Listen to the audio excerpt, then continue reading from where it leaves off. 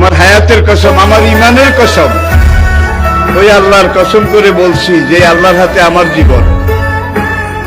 বর্তমান ফিলিস্তিনের যুদ্ধ শেষ হবে, ইমাম মাহদী এসে যাবে। ইমাম মাহদী আসার 9 বছর পরে, ইমাম মাহদী আসার 9 বছর পরে ঈসা আলাইহিস সালাম আসবেন। আর ইমাম মাহদী আসার পরে 9 বছর, এটার মধ্যে দাজ্জাল তার আবির্ভাব ঘটবে। এমন সময় আমি আপনাদের সাথে কথা বলছি, হাদিসের ভাষ্য অনুযায়ী মনে করেন দাজ্জাল আপনার বাড়ির দরজায় এসে দাঁড়িয়েছে।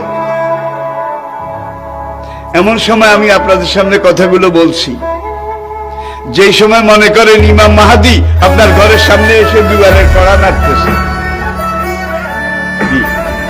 কত কাছে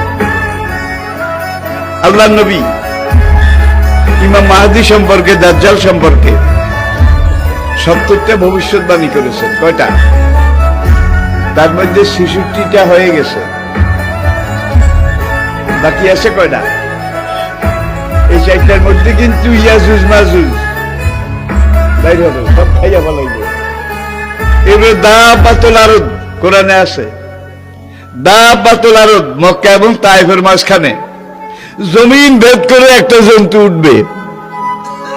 সেই জন্তুটা রাতের শেষ প্রহরে মাথা উঁচু করবে, মাথা এত উঁচু করবে কাবা থেকে দেখা যাবে, ইয়ামেন থেকে দেখা যাবে, বাইতুল মাকদাস থেকে তার কল্লা দেখা যাবে। সে কল্লা উঁচু করে বলবে, হায় দুনিয়ার মানুষ, সে মুসলমান জাতি, দুর্ভাগ্য তোমাদের, আজকে রাতে আল্লাহ তওবার দরজা বন্ধ করে দিয়েছে। তওবার দরজা যদি বন্ধ করে দেয় আল্লাহ, তাহলে আপনি নিজেরা 100 বার জবাই করলে বোধহয় মাপ পাবেন। আর কোনো কিছু আছে রইছে? নাই।